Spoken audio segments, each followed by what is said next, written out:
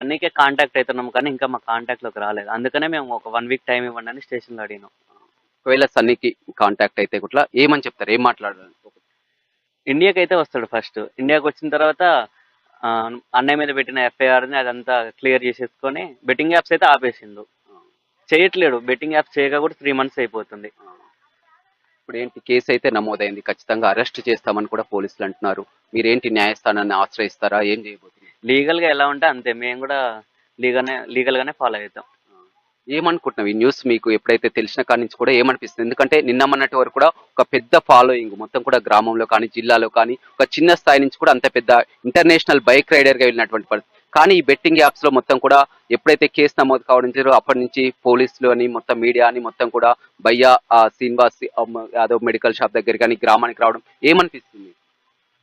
అందరూ అన్వేష్ వర్షనే వింటున్నారు కానీ మరి మా వర్షన్ కూడా వినాలి. అతను ఇండియాకి రావట్లేదు. అతను ఎందుకు రావట్లేదు? అతని మీద కూడా ఎఫ్ఐఆర్ ఉంది. 5 years నుంచి ఇండియాకి రావట్లేదు. ఏనంటే ట్యాక్స్ కడుతున్నా. ట్యాక్స్ కడితే సరిపోదు కదా, ఇండియాకి ఎందుకు రావట్లేదు అని ఆయన ఎందుకు క్వశ్చన్ చేయట్లేదు అందరూ? ఆయనను కూడా ఒకసారి క్వశ్చన్ చేయాలి. ఇండియాకి ఎందుకు రావట్లేదు? ఫ్యామిలీని దొంగచాటుగా వేరే కంట్రీలో ఎందుకు కలవాలి? ఇందాక మీ నాన్న కూడా ఒక క్వశ్చన్ చెప్పాడు, ఇదంతా కూడా ఒక కుట్ర దాగుంది. కుట్రతోనే చేస్తున్నారు ఏంటి ఇదంతా. కుట్ర? ఎవరు కుట్ర చేస్తారంటూ ఏదని? ఇప్పుడు మా అన్నయ్య ఎదుగుదల చూడలేక తోటి రైడర్స్ యూట్యూబర్స్ కూడా చేయొచ్చు. ఎందుకంటే మా అన్నయ్య బైక్ ఫీల్డ్ లో ఉన్నాడు. హైదరాబాద్ లో ఉన్నారు బైక్ ఫీల్డర్, చాలా మంది ఉన్నారు బైక్ రైడర్స్. కాకపోతే మా అన్నయ్యకి ఫేమ్ ఎక్కువ వస్తుంది. వాళ్ళందరూ సిటీలో ఉన్నారు, మేము పల్లెటూరు నుంచే వచ్చినాం. కాకపోతే వాళ్ళకంటే ఎక్కువ నేమ్ వస్తుంది. అరే వీడికి ఎక్కువ వస్తుంది, మనం ఇంత లెవెల్లో ఉన్నా మనకి ఎందుకు రావట్లేదు, వ్యూస్ రావట్లేవు. అది ఎవరి టాలెంట్ వాళ్ళది. వే ఆఫ్ టాకింగ్ లో, లేకపోతే మా అన్నయ్య మాట్లాడే విధం నచ్చిందో, లేకపోతే ఎక్స్ప్లెనేషన్ నచ్చిందో అట్లా చూస్తారు. దానికి వీళ్ళందరూ బైక్ రైడర్స్ వాళ్ళందరూ యూట్యూబర్స్ అందరూ ఒకటై ఇట్లా టార్గెట్ చేసినట్టు అనిపిస్తుంది. మళ్ళీ ఇమ్రాన్ అన్న మీద కూడా ఒకటి పెట్టిర్రు, 20 కోట్ల స్కామ్ అన్నాడు. వాడు అక్కడెక్కడో ఉన్నోడికి ఇమ్రాన్ అన్న 20 కోట్ల స్కామ్ చేసిందని వీడికి ఎట్లా తెలుసు? వీడు మనుషుల్ని పెట్టిండా? మీ అన్నది 30 కోట్ల స్కామ్ అనేసి. అదే మా అన్నది 30 కోట్ల స్కామ్ అన్నాడు, అన్నది 20 అన్నాడు. మరి ఇంకా రేపు 10 అంటాడు ఇంకెవరినన్నా. వాడు చెప్పిన వర్షన్ అంతా ఓకే అంటున్నారు. మరి వాడు చెప్పింది కరెక్టా కాదా అని అదొకటి ఎంక్వైరీ కమిషన్ వేసి చూడాలి. వాడి నోటికి ఏది వస్తే అది చెప్తుండు, వాడు ఇంత చేసిండు అంత చేసిండు అని. వాడు మరి యూత్ ని ఏం సాధిస్తుండు? నేను ఆ అమ్మాయిని తీసుకొని పోయినా, ఈ అమ్మాయిని తీసుకొని పోయినా, దానివల్ల యూత్ మంచిగా అవుతారు. బైక్ రైడింగ్ చేసి ఏదో ప్రమోషన్ చేసిండు, అది అయిపోయింది.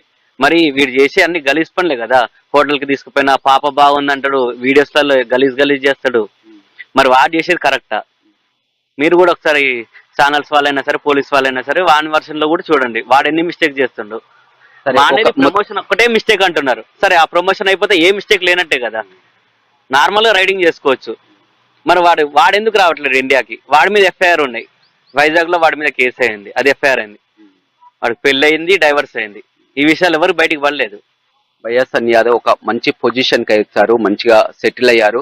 కానీ మీరు చూస్తుంటే ఎందుకంటే మొత్తం కూడా ఆ మెడికల్ షాప్ తో అమ్మా నాన్న, మీరు మొబైల్ షాప్ తో, కానీ ఆ డబ్బులన్నీ కూడా మరి మీకు ఏదైనా వద్దని కానీ మీరు కూడా సంతోషంగా ఉండాలని ఎప్పుడు అన్న మీకు చెప్పాలి. మమ్మల్ని ఎప్పుడు అట్లా ఏం ఇబ్బంది పెట్టడు. ఆ. ఆయన ఎందుకు ఆయన సంపాదిస్తున్నారు కదా, ఎందుకు మీకు ఇంత బాధ? నీకు మొబైల్ షాప్ ఏంది, ఇదేంది అన్ని కూడా నేను